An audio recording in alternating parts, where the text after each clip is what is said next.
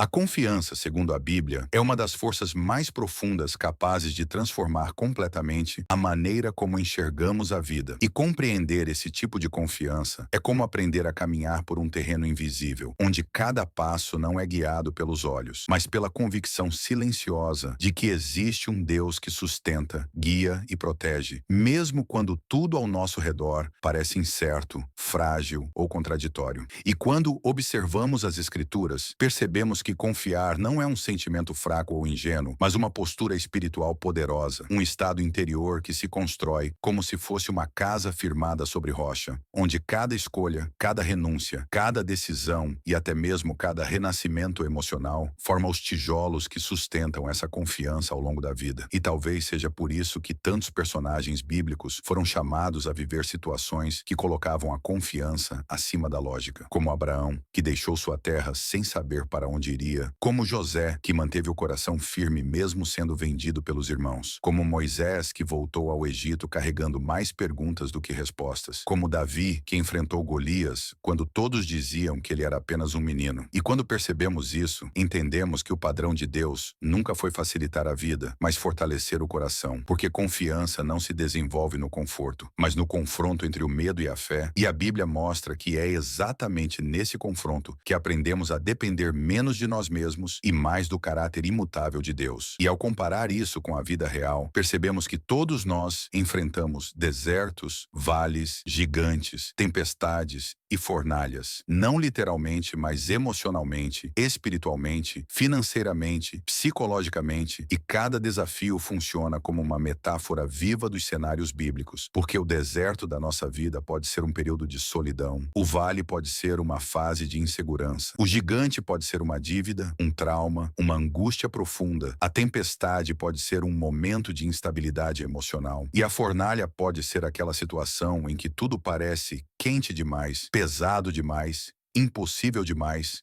E ainda assim como Deus estava presente nesses cenários bíblicos, Ele está igualmente presente nos nossos, mesmo quando não sentimos, mesmo quando não vemos, mesmo quando tudo parece silencioso demais. Porque confiar, segundo a Bíblia, não é sentir Deus, é saber que Ele está lá. E é por isso que o Salmo 125 diz que os que confiam no Senhor são como o monte Sião, que não se abala, mas permanece para sempre. E ao pensar nessa metáfora, percebemos que o monte não permanece porque luta, resiste ou tenta se equilibrar. Ele permanece simplesmente porque é sólido por natureza. E da mesma forma, quando confiamos em Deus, nossa solidez não vem da nossa força, mas da presença dele em nós. E a vida nos mostra o oposto. Quando confiamos apenas em nós mesmos, vivemos como folhas secas levadas pelo vento. Qualquer crítica nos derruba, qualquer mudança nos assusta, qualquer pressão nos paralisa, qualquer incerteza nos inquieta, qualquer notícia negativa nos desestabiliza, qualquer decepção nos fragmenta por dentro. Enquanto a confiança bíblica nos coloca em uma posição interior completamente diferente, onde não ignoramos a realidade, mas olhamos para ela sabendo que existe uma presença maior que o problema, maior que o medo, maior que o futuro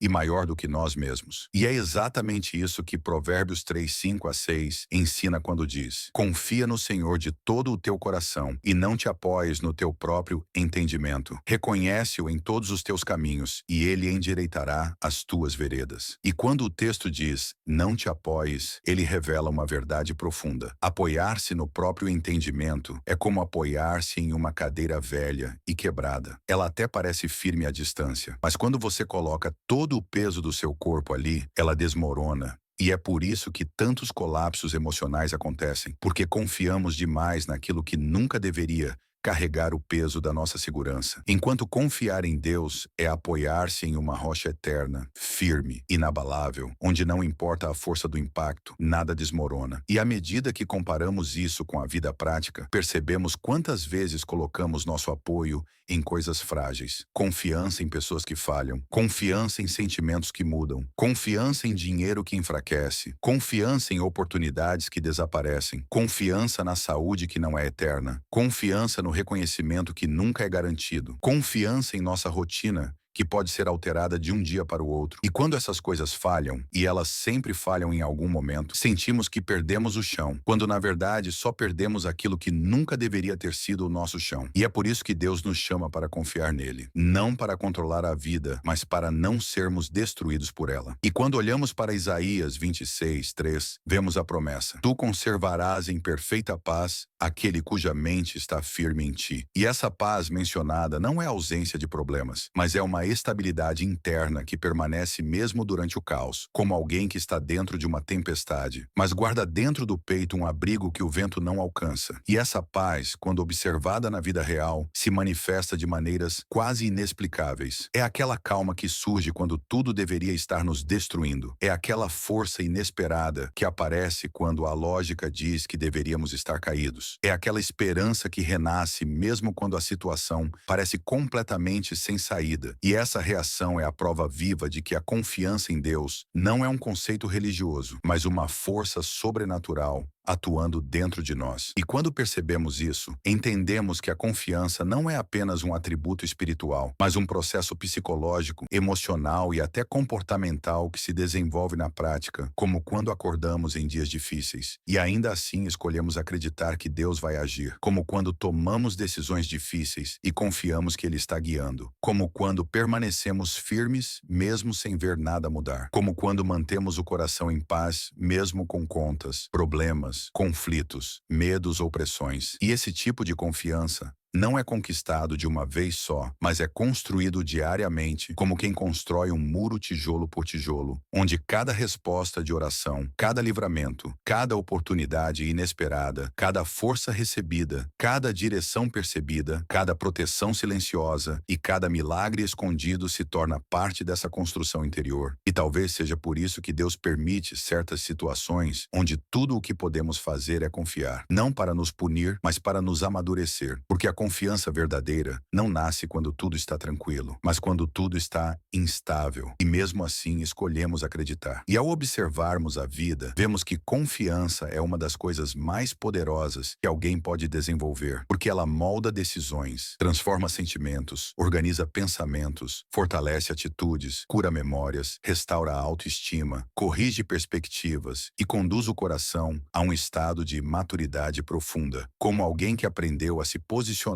no mundo sem medo, sem desespero, sem desorientação, porque sabe que sua vida não está entregue ao acaso, mas às mãos de Deus. E quando comparamos isso com os grandes desafios da vida moderna, ansiedade, insegurança, excesso de expectativas, pressão por resultados, medo do futuro, comparações sociais constantes, frustrações profundas, percebemos que todos esses dilemas são inimigos diretos da confiança. E é por isso que a Bíblia ensina que confiar não é algo passivo, mas uma arma espiritual que nos protege contra a desordem da mente e o tumulto emocional que tantas vezes tenta dominar nossas escolhas. E quando olhamos para o Novo Testamento, vemos que Jesus constantemente chamava seus discípulos a confiar, não porque eles tinham todas as respostas, mas porque estavam diante de um Deus que sabia o começo, o meio e o fim de cada situação. E o exemplo mais marcante disso talvez seja a tempestade no Mar da Galileia, quando Jesus dormia enquanto os discípulos, desesperados, tentavam salvar o barco. E essa cena é uma metáfora perfeita da nossa vida, porque nós nos desesperamos com o vento, com as ondas, com a água entrando no barco, com o céu escurecendo, com a tempestade intensificando, enquanto Deus permanece presente, mesmo que silencioso. E é no silêncio que nossa confiança é testada, porque confiar quando tudo está bem é fácil, mas confiar quando tudo parece ruir é o verdadeiro desafio da fé. E ao trazer isso para o cotidiano, percebemos que confiar em Deus é exercido em pequenos e grandes atos. Confiar ao tomar uma decisão sem saber o resultado. Confiar ao continuar tentando mesmo depois de falhar. Confiar ao seguir um caminho mesmo sem ver evidências. Confiar ao perdoar alguém que nos feriu. Confiar ao descansar mesmo quando a mente quer entrar em pânico. Confiar ao esperar mesmo quando parece que Deus está demorando. Confiar ao permanecer fiel mesmo quando nada faz sentido. E a Bíblia nos mostra que é justamente nessas situações que Deus se revela de modo mais profundo, porque a a confiança produz intimidade, e a intimidade produz clareza, e a clareza produz paz. E quando essa confiança amadurece, ela começa a transformar não apenas nossos sentimentos, mas nossa postura diante da vida. Porque alguém que confia em Deus não reage impulsivamente, não se desespera rapidamente, não se deixa dominar pelo pânico, não se entrega ao pessimismo, não se destrói por dentro diante das dificuldades, mas aprende a observar as circunstâncias através de uma perspectiva espiritual, como alguém que vê além do que os olhos mostram, alguém que discerne que há propósito por trás de cada desafio, alguém que entende que Deus trabalha nos bastidores, alguém que sabe que o tempo de Deus nunca falha, alguém que reconhece que a própria fragilidade humana é o espaço onde a força de Deus se manifesta. E quando chegamos a esse ponto, entendemos que confiar em Deus é uma escolha diária que molda a vida inteira, porque confiança é como o ar, você não vê, mas sem ela nada funciona, nada respira, nada prospera, nada se organiza. E quando olhamos para trás em nossa própria história, percebemos quantas vezes Deus esteve presente em detalhes que nem percebemos. Quantas vezes fomos livrados, quantas vezes fomos fortalecidos, quantas vezes fomos guiados. E ao reconhecer essas coisas, nossa confiança cresce, porque entendemos que se Deus esteve no passado, Ele estará igualmente no presente e no futuro. E é exatamente isso que torna a confiança uma força tão transformadora. Ela nos permite viver com coragem em um mundo cheio de incertezas, nos permite descansar em um mundo acelerado, nos permite ter paz em um mundo confuso, nos permite ser fortes em um mundo que exige demais e nos permite ser humanos sem medo de falhar. Porque sabemos que Deus continua sendo Deus independentemente das circunstâncias. E assim,